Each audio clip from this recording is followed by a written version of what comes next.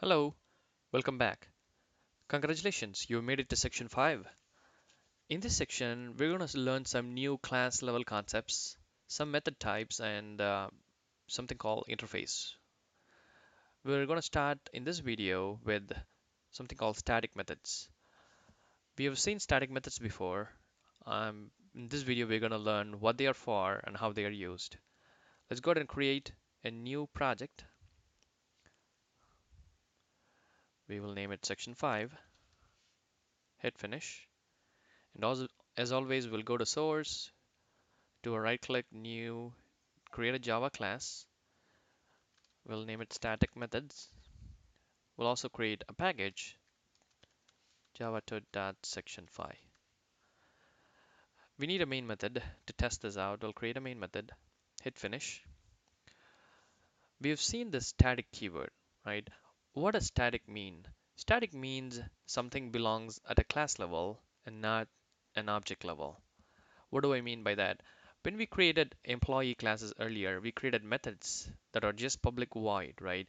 That are never static something. That was because we were creating objects for employees and we were calling those methods. So any method that you invoke from an object are the methods that you create in class, the non-static methods.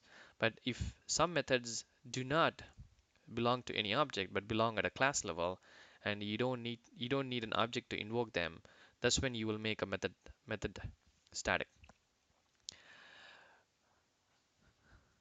Let's see how it works, right? Let's go ahead and create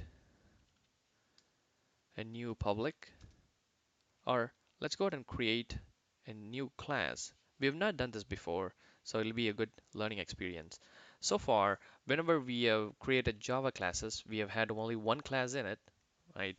And a main method, mostly a main method in it. But you can actually create or write two classes inside the same source file. You can call class um, operations, right? And inside that you can say public static.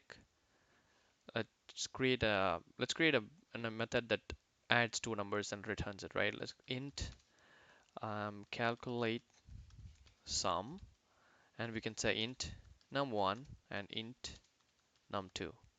We've seen methods before, so it's not different. We're creating a method by name calculate sum that is going to return of type int, public because we need public access to it, and static is what we are learning. By making it static, you would be able to call this method without creating an object, and we're going to see how, right?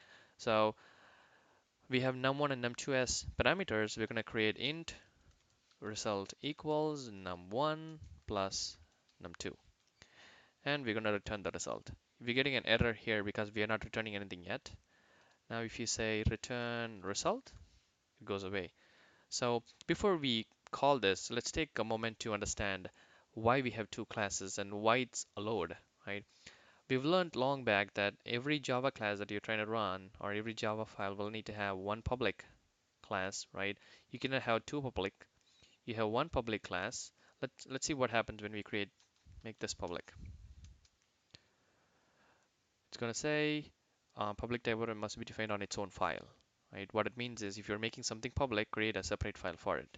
But if only one of them is public, it's allowed. We're just creating one class and then another class which is public, right? When we try to run this, Java is going to look for the public class and the main method, and it's going to start running there. And in here, you can call this method and you don't need an object for this class. You can say system.out.println. Um, we can do operations, which is the class name. It's not an object, it's a class. If you say dot, Eclipse will show you what options you have available. As you can see, calculate sum shows up.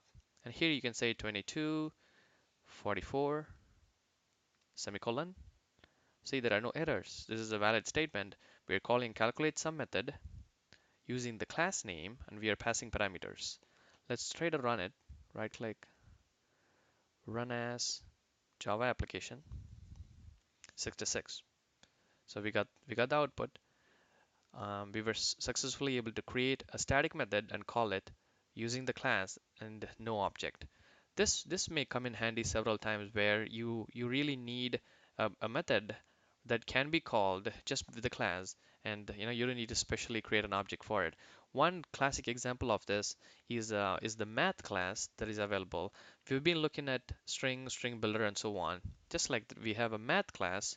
So if you type math dot um, see java.lang.math. All the string builder, math, they're all defined in java.lang package, and java.lang package is automatically available. You don't need a separate import statement.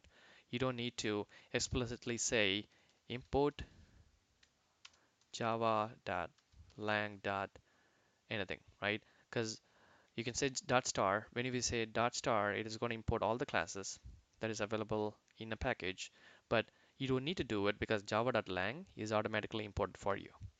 So coming back to the math class, if you say math dot, as you can see, there are a bunch of methods that are available that you can call because they're all static. Let's take one example, right? If you want to create math dot max, right? You want to find the maximum number of two numbers.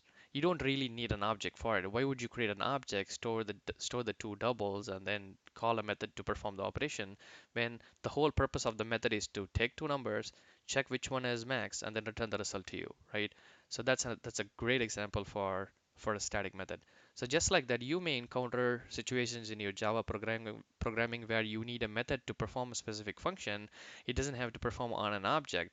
It just has to perform the function on whatever you pass it. That's when you'll use a static method. And coming back to again math class, as you can see, there are a bunch of methods available. Any type of math operation that you want to do, I would really recommend to check the math class first before you go about coding it your own, because if you want something, chances are the math class would have a static method to perform that. So that's basically that's basically static methods. So hope you understand what static methods are for, because they will really come in handy. That's basically it. Thank you so much. See you in the next video.